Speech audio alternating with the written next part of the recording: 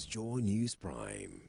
This is indeed Joy News Prime here on Joy News on Multi TV. In this edition, police put on hold planned vigil by some key personalities in the entertainment industry to pressure government to forcefully tackle protracted energy crisis.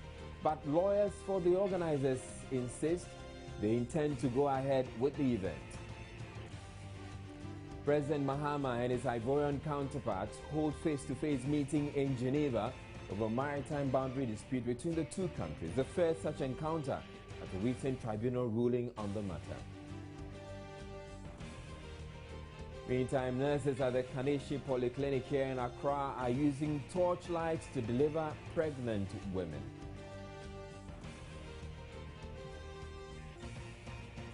We also have business, sports and international news all coming up in the next 60 minutes, too. Stay tuned.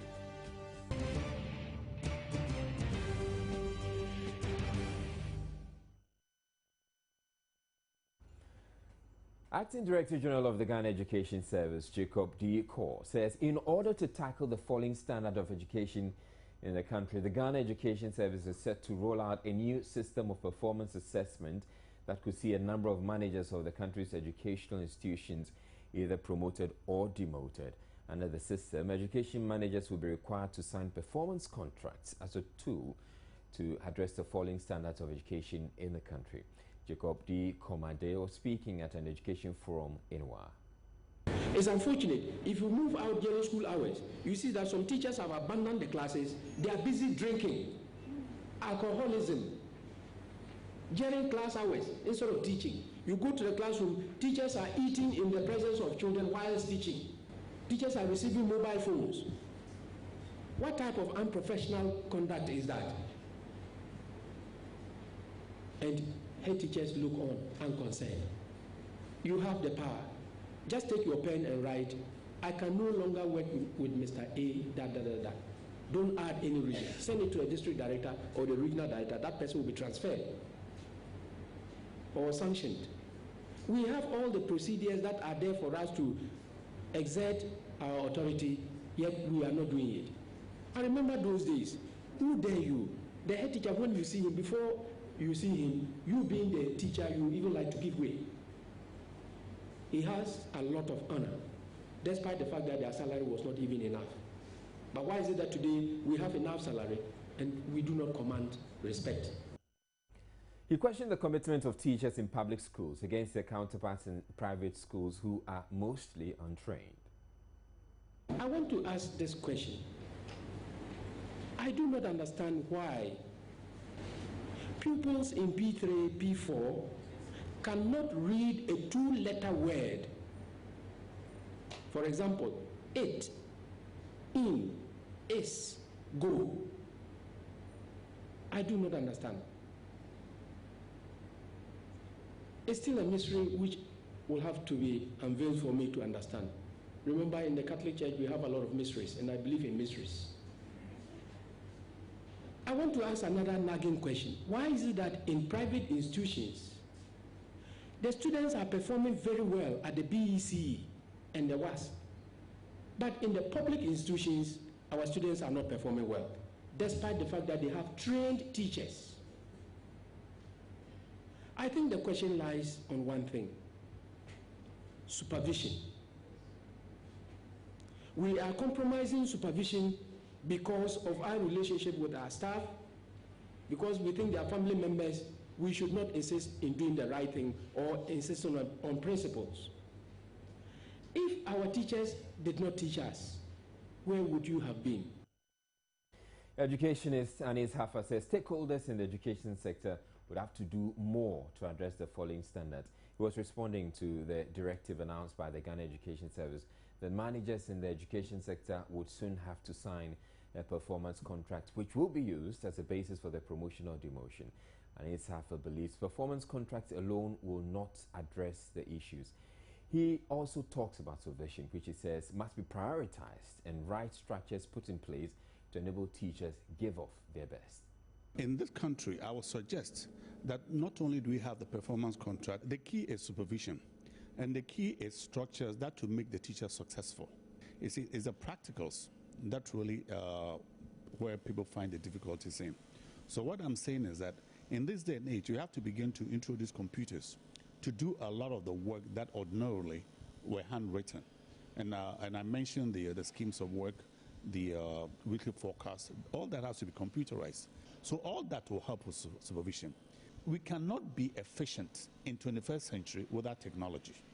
You know, if you think we're going to be efficient and compete with others who are technologically savvy, then we are really, we are not being truthful with ourselves. So all these things have to help, we'll have to package so that teachers can begin to understand these things. We also have to have a way of teachers signing in and signing out. That's what the private schools do. The police have put on hold the much-touted Dumso vigil planned by some key personalities in Ghana's entertainment industry. The vigil, led by actress Yvonne Nelson and some of her celebrity friends, aims at putting pressure on government to tackle the power crisis more forcefully. The police, which had initially sanctioned the event, however, says there are still some more differences to be ironed out before the May 16 date. At a meeting with lawyers of the organizers, police said a petition from the Ga Traditional Council must be considered thoroughly in the interest of safety, and has scheduled another meeting tomorrow with the council, which is against the event, to iron out any concerns they have. Some developments has come up since the last time we met the delegation of the celebrities, and today we had to meet them again. And even before in our first meeting with the celebrities, we indicated to them the concern of the ban on drumming and noise making. But they told us, they assured the police that this is not one of a demonstration. This is not one that is going to generate noise, and they are going to ensure that this vigil is within the permissible level of noise that should be expected.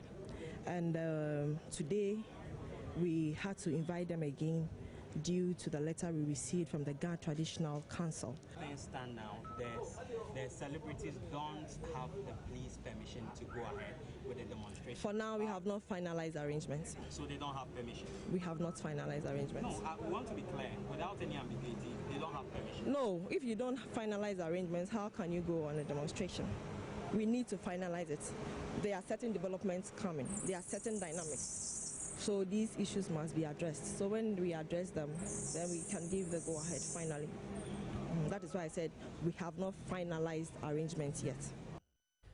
Kofi Bentil, who represents the organizers of the vigil, insists it will come off irrespective of the outcome of tomorrow's meeting. Various groups have spoken about Dumso, and it does not seem like we are getting a solution. It does not seem like it is being taken seriously enough. And we've moved from something which was a shortage of energy to an energy crisis, which is now becoming an economic crisis and is affecting people's lives. And it does not seem like all that people have said has had an impact on the government. In other words, it does not seem like the government is doing enough about it. And I'm choosing my words carefully because this is not one of those problems that defies human solution. But clearly this government has not been able to solve it. So the celebrities are saying that this is the time for them also to speak up about it, okay, and add their voice to the general concerns within the Ghanaian populace, okay? So they are adding their voice at this time because they've waited all these years believing that the government will do something, but not much has been done. It has not been effective, and we are all witnesses to the fact that promises have been made and have not been received.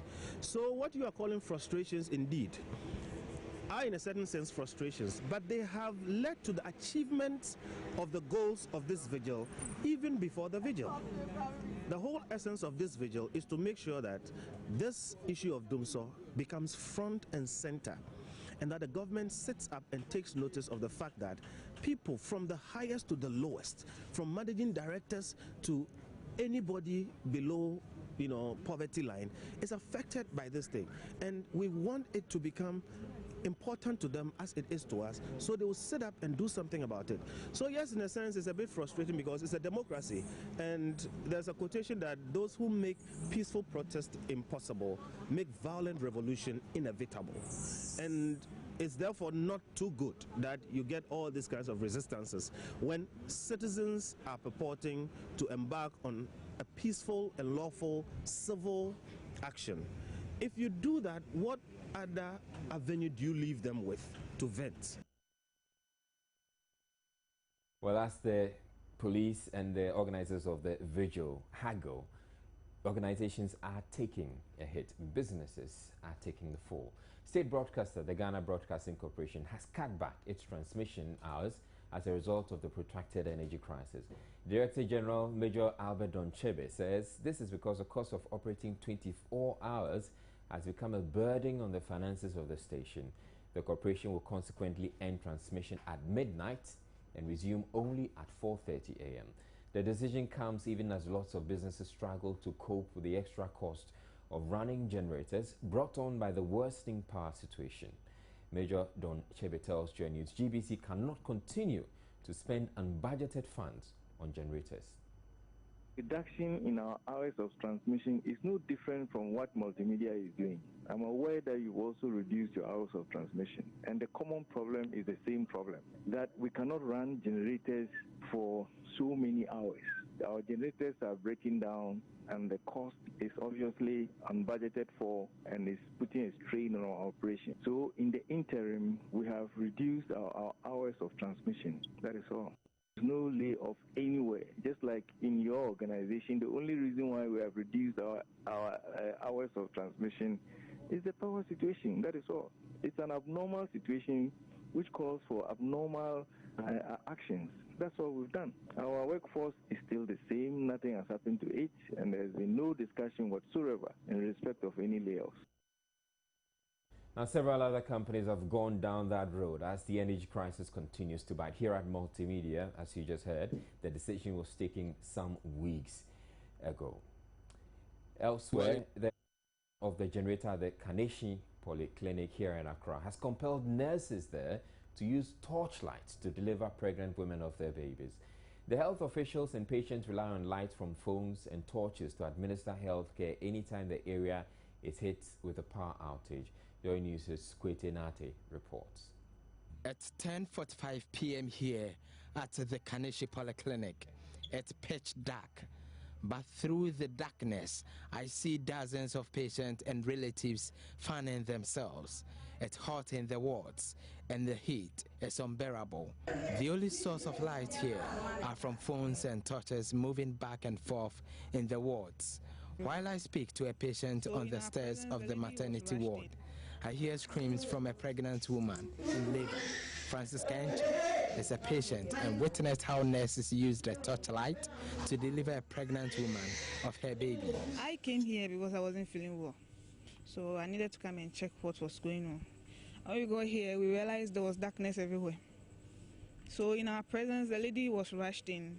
She was in labor, and she was delivered, but she was delivered with the use of torchlights.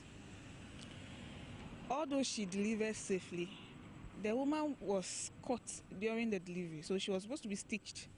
And even this stitching was also done in darkness.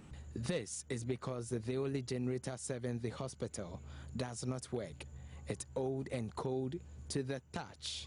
That is, it's not been used for a long time now. And anytime there is a power cut, nurses turn away pregnant women whose conditions do not require critical care. But it's still a risk Mrs. Angel would not take when her time is due. With what I saw today, I don't see myself delivering over here because I don't know what my fate is. I don't know whether I will have a safe delivery. I don't know whether it's going to be natural birth or I will need any assistance. And if I should be in labor and then come to meet a condition like this where there's no light, and then maybe there's a need for electricity to do something more serious on me. I don't know what will happen to me or my baby. And so the fresh baby who has been born is actually going to sleep in this darkness.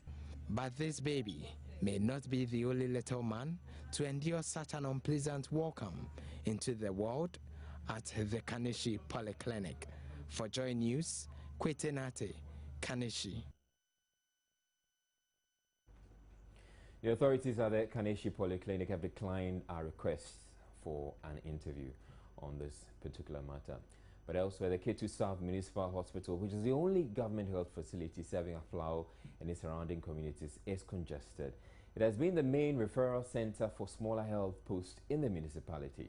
The facility, which was converted from a health center to a hospital 17 years ago, has seen very little expansion work. We'll bring you that story a lot later. We're taking a break. We'll be back with more. Stay tuned.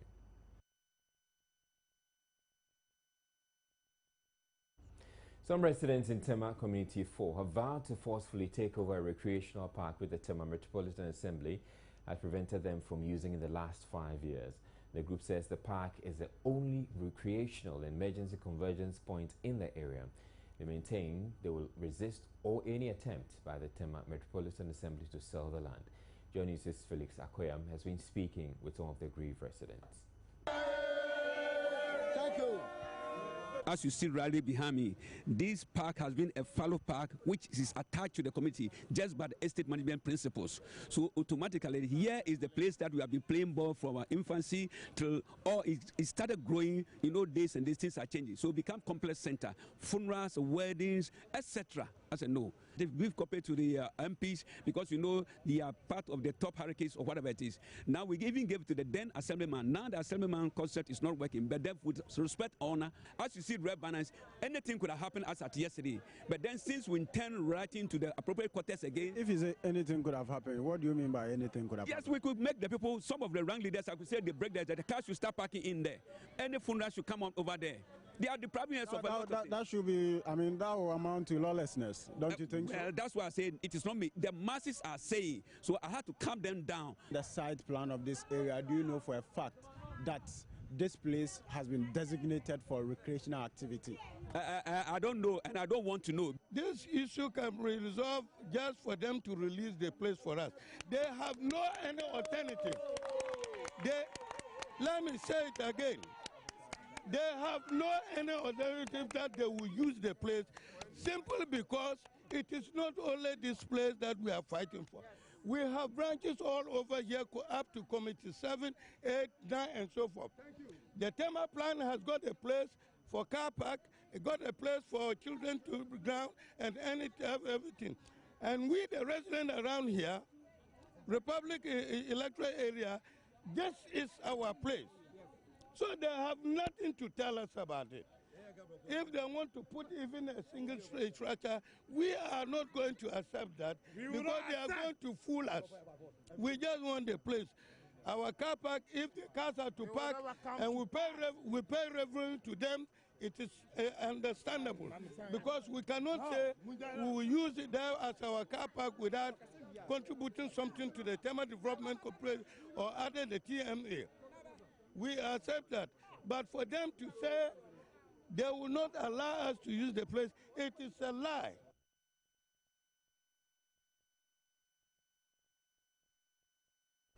The Chief Executive of the Fair Wages and Salaries Commission, George Smith-Graham, has indicated the Commission is embarking on major reforms in the public sector to effectively monitor workers and link productivity to pay. Speaking on Joy FM Super Morning Show, Mr. Graham admitted the reforms should have taken place long before the implementation of the single spine pay policy. People see the public service as a place where they have saved jobs and all that, just because the systems we are referring to are not there.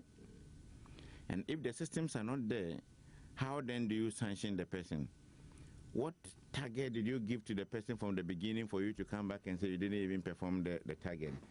Are you going to sanction the person because the person comes to the office and all you do is you ask the person to go and buy watch for me, go and buy cocoa for me, and go and buy, and you send the person one day and the person says, I won't go. So then insolence, I fired you. That is where the difficulty is. And if that is not there, and you even move from the lower example that I've given to the top, and you say somebody is not performing, when you've not given the person any target and a role to play, how then do you sanction the person? If you sanction somebody who's at the top there, because the person has done or did not do one thing or the other, in our country today, politics will come into play. They will say that because the person belongs to one political party or the other, that's the reason why the person has been sanctioned. We made a mistake just bringing the pay reform without reforming the public sector. Reforming the public sector should have been the first thing. You reform any pay reform anywhere. You make sure things are right. The grading is right. People know their job content. They have their job descriptions. They have everything, and then you come and do this. Now you go and do a job evaluation on that same awkward system. It means that the inefficiencies in the public service, what is you have translated onto the new structure. The person comes and says, "I'm a driver." And why is that I'm on a lower grade than this person who is also a driver? But the evaluation showed that he's a driver but he has no car. This person is a driver who is always on the road going on a trek, and so the grade shows grade. You don't know, because we are all drivers, you have to be on the same level. You go and put them on the same level. You've disadvantaged this man who is always on the road working, and whilst he is sitting in the office with me without a vehicle. Well, Labour expert Austin Game, who was also at the forum, has rejected assertions that President John Mahama wants the Article 71 provision on public sector emolument replaced. Although Austin Game admits the provision needs a review, he said the president is being quoted out of context. Article 1 holders currently take home between 8,000 and 12,000 cedis monthly. Austin Game was speaking on Joy News' flagship news analysis show, The Pulse, with Gifty and Apia. The reality is that the president was not proposing the abolishing of Article 71. He was saying that the Constitutional Review Committee had made a proposal, and that the proposal, if it's an entrenched provision, will have to go through processes.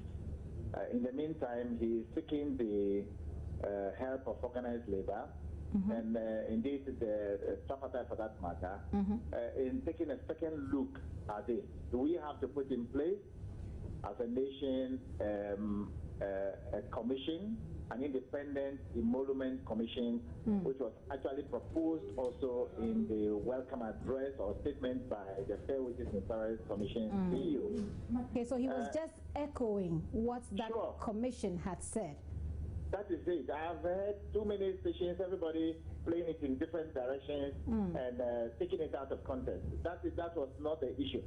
Is saying that in determining these things to prevent the escalation of conflicts and agitations in the country, what do we do to prevent these things from happening? That's the context in which he was placing. To prevent what from happening, please? You know, anytime they're going to pay gratuity or even determining the pay of the president and all Article 71 office holders, people overly get charged and say that the president's pay is too much. Article 71 people, their pay is too much. Let it be like the single stamp system.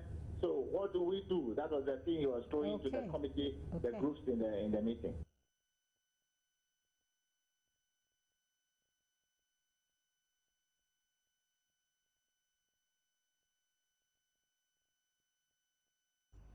We're going back to our earlier story in the K2 South Municipal Hospital, which is the only government health facility serving Aflao and its surrounding communities, and is congested. It has been the main referral center for smaller health posts in the municipality. The facility, which was converted from a health center to a hospital 17 years ago, has seen very little expansion work. The maternity ward of the facility is congested, leaving mothers with no choice than to lie on the floor with their newborn babies.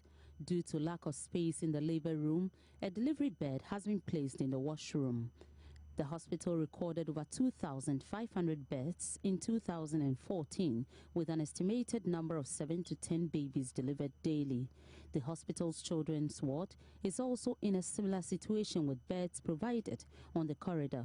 The antenatal clinic seems not to be spacious enough to accommodate the number of pregnant women and nursing mothers visiting daily. Some pregnant women were seen sitting on the floor waiting for their turn. A midwife at the hospital told Joy News there are times they attend to patients on benches. When you go to the antenatal, you see people still sitting on the floor on the corridor there. We've provided benches. We see over 100 clients a day at the antenatal and the postnatal. So we are calling on everybody to put a hand to help us. Hospital officials say the current power crisis and delay in payment of NHIS claims are affecting the running of the hospital. The medical superintendent of the hospital, Dr. Kukli Gawa, was unhappy that the hospital is being equipped with antique equipment. However, he said officials at the facility are making efforts to ensure patients receive the best of health care. However, we still are battling with the challenge of obsolete and overaged equipment, as well as the all too familiar delay in the reimbursement of health insurance claims.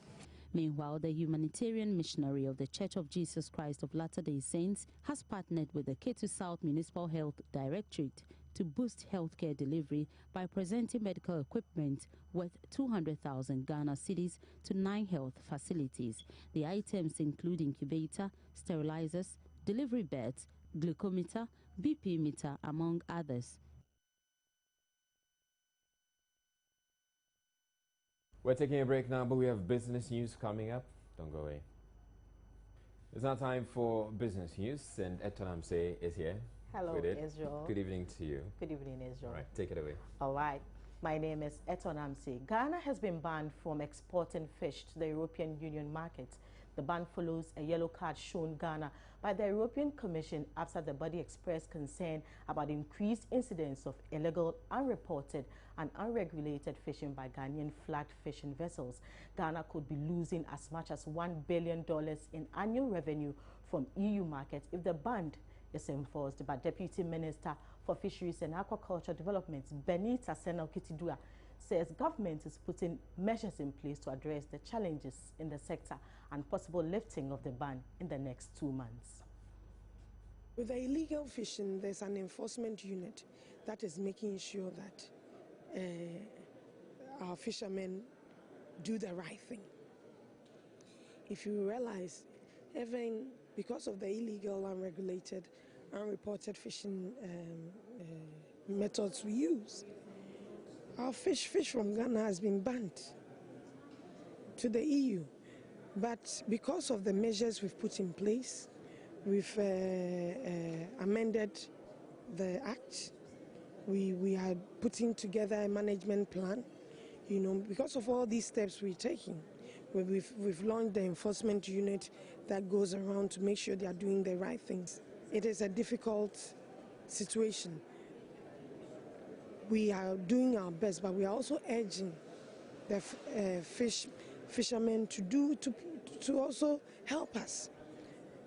We lack logistics in the sense that we wish every coastal area would have its own monitoring vessel. So now we've even registered all the canoes, the artisanal fishermen. We've registered all of them. We're almost done. We're registering the over 13,000 canoes we have by giving everybody a registered number plate. So we're going to also put a device on all of them. So when they are there, we can monitor what they are doing. And I know that come this this month, this coming month will be the final, June, July, yes. So that is when expecting them to lift the ban. Yes, we're expecting them to lift the ban because what is required of us, we've put a lot in force. And Ghana and Kenya have started bilateral talks on agricultural trade. A trade mission from Kenya is in Ghana to explore the potential areas in the agricultural sector they can invest in. It follows the Memorandum of Understanding Ghana and Kenya signed 5 months ago to deepen agricultural trade between the two countries. The trade mission envisioned in the MOU is to give a platform for the business community, investors and government technocrats of both countries to operate and exchange ideas, products, capital, expertise and technology for their mutual benefits. You know that Ghana has a lot of potential, especially when it comes to agriculture, you know, adding value to whatever we produce. So I think this is the right step, the first step that we are taking, so that as they come, they also go and tell the good story, what we have in this country, so that we can establish that good marketing. They're interested in the Ghanaian cocoa as usual. You're also interested in their coffee, their tea, and some of their research findings. To me, that is more imperative. The move is also to boost trade between African countries, currently estimated at about 10% of total trade. For Ghana, the move is timely, especially for the fisheries sector.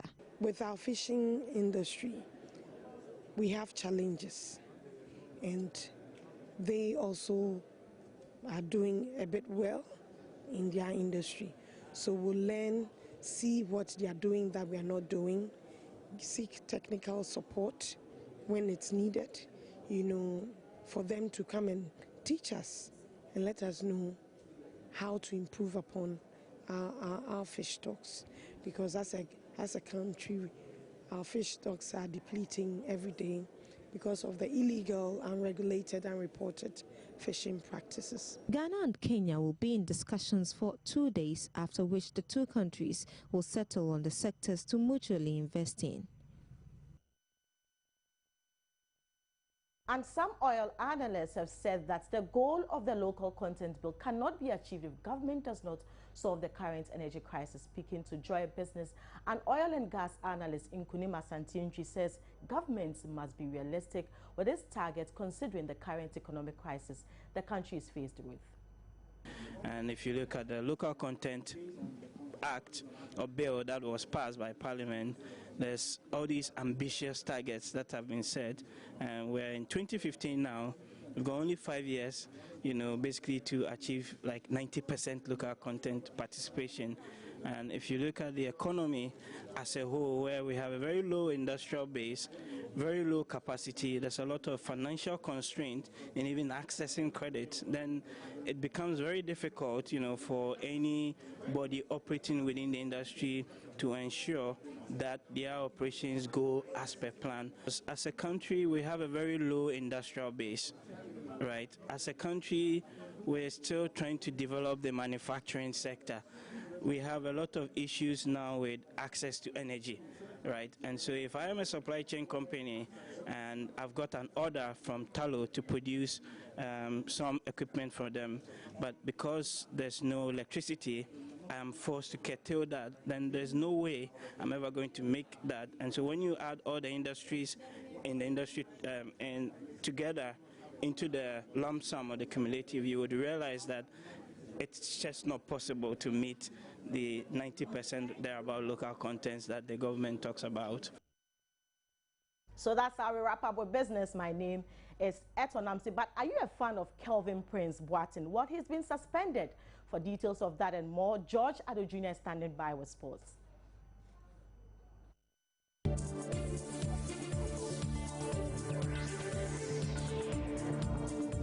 Business News was brought to you by the Environmental Protection Agency says a compliance task force set up to ensure the proper siting of gas stations in the country has commenced its work.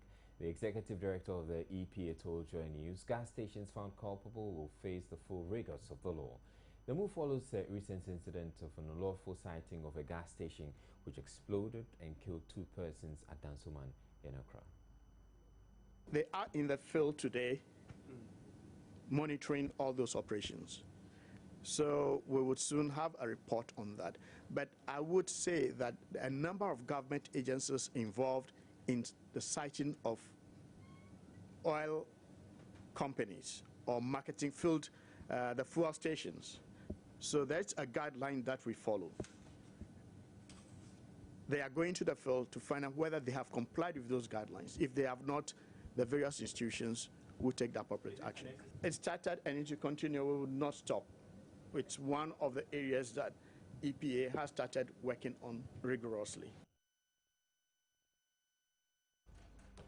President Mahama and his Ivorian counterpart have met to discuss Côte d'Ivoire's claim to a portion of Ghana's territorial waters known to hold crude oil reserves. The area close to the maritime boundary between the two countries currently remains a subject of dispute. The meeting was held in Geneva on Monday under the auspices of former United Nations Secretary General Kofi Annan.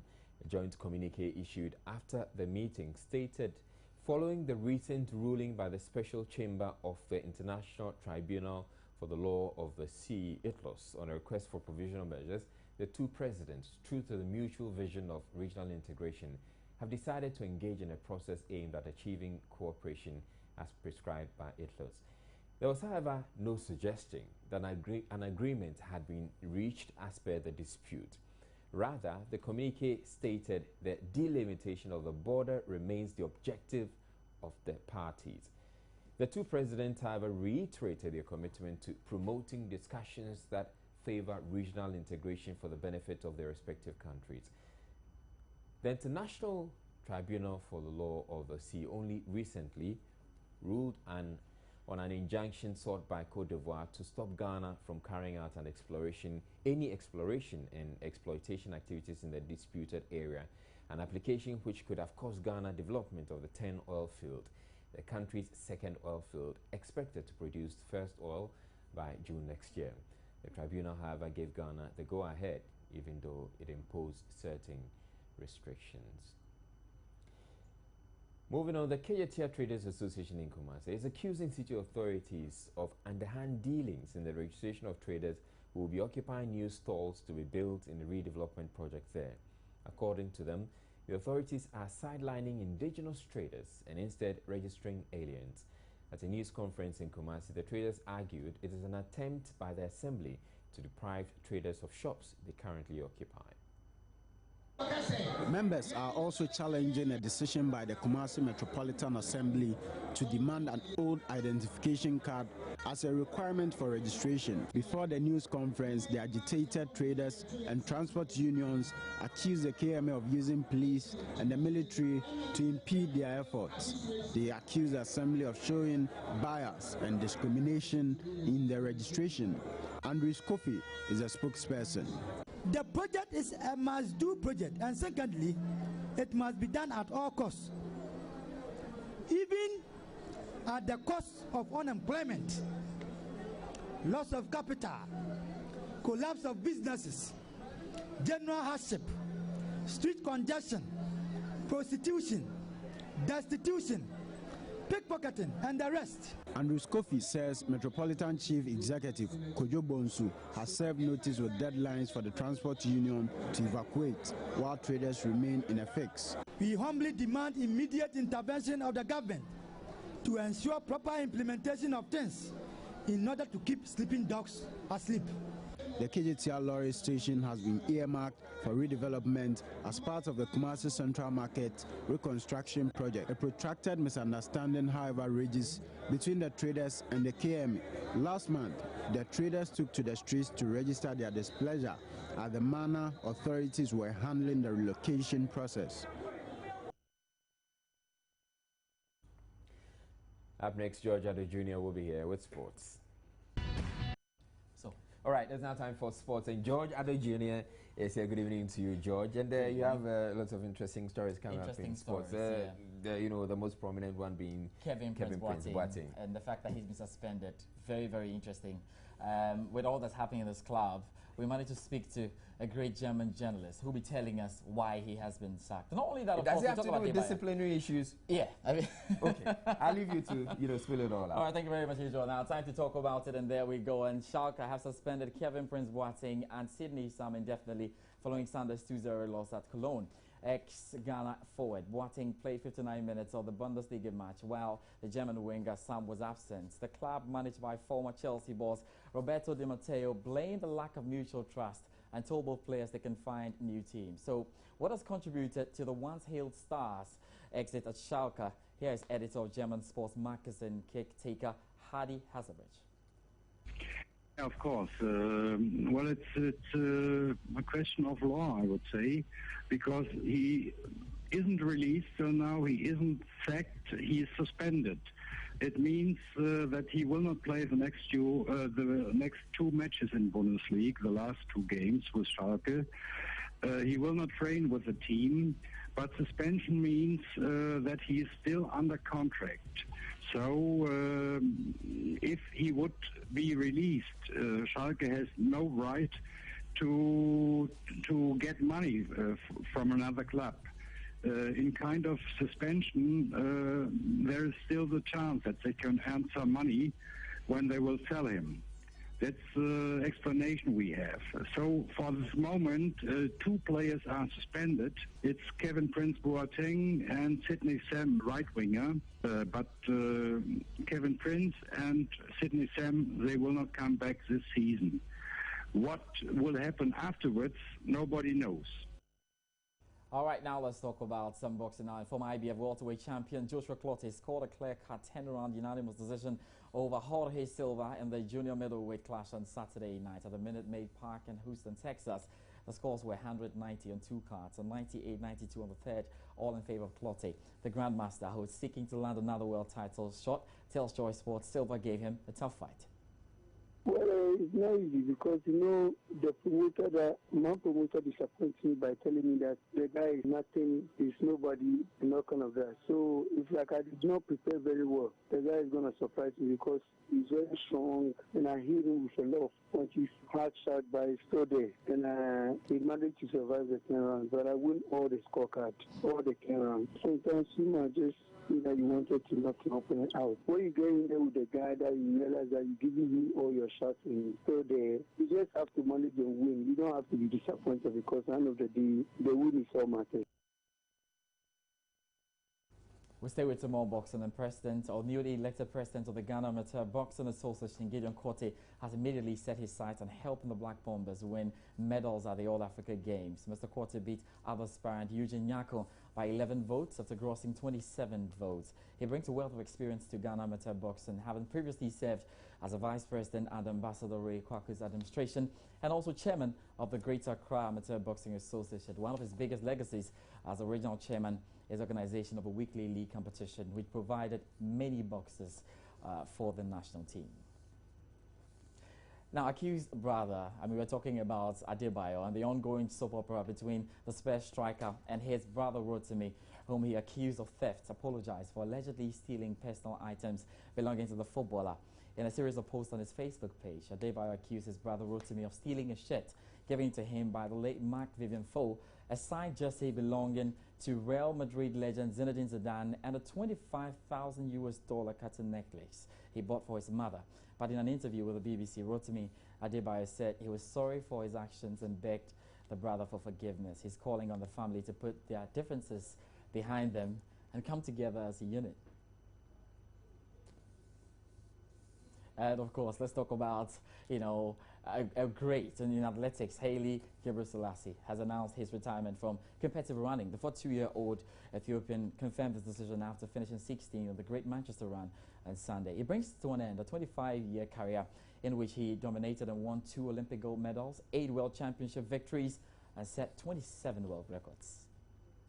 Haile Gebrselassie first came to global attention when conquering all his rivals at the 1992 World Junior Championships. It was a sign of things to come. To become world champion, to become Olympic champion, to become world record holder, it's not easy job, it's not easy. Nonetheless, he didn't find it too hard. A year after his junior successes, he was winning the first of his 8 World Championship titles. Olympic glory soon followed. Gebrselassie fated upon his return home after winning the 10,000 metres at the 1996 Olympics. 4 years later, he defended his title in an unforgettable race in Sydney, pipping Paul Tergat by a 1/10 of a second. And as Gebrselassie translated his track success to the road, the Kenyan was beaten again, losing his marathon world record to an irrepressible 35-year-old. This, one of Gebrselassie 27 world records he set in his career. His on-track success aside, he is also a successful businessman back home. 2 years ago, he said he planned to enter politics. Before he does, this popular Ethiopian, who may be short in stature, leaves athletics as a giant of the sport and of his country. All right, so Gebrselassie, no more games for him, Haile Gebrselassie, but of course, he's going to be hailed in Ethiopia. Arsenal fans, sorry about that. They lost to Swansea in the English Premier League, adding to their woes. That'll be all for sports tonight. I'm George Adder Jr. Israel will join us with some more. You have a good night.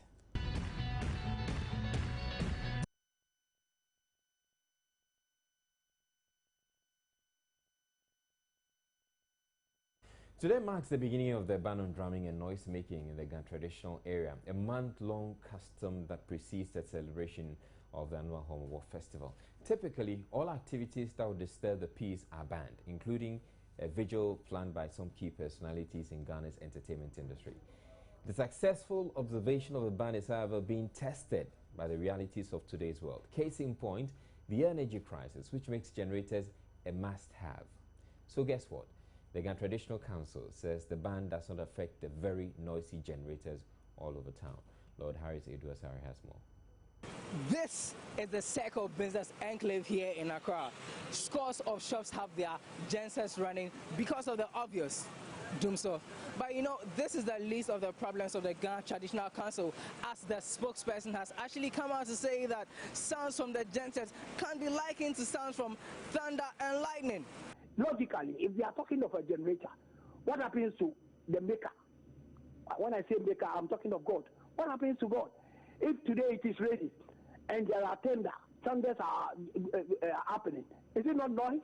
Oh, okay. Do we stop that one? Yeah, so we should be, at least we should know what we are talking about when we say no noise making in the race. You can't bring in generator and other than that, even then vehicles should move in.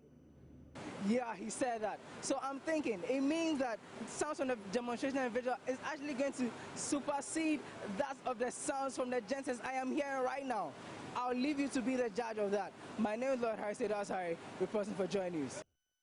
Right now, I'm actually thinking that Lord's voice was too loud. It defied the ban on drumming and noise making. That's it for the bulletin. Good evening.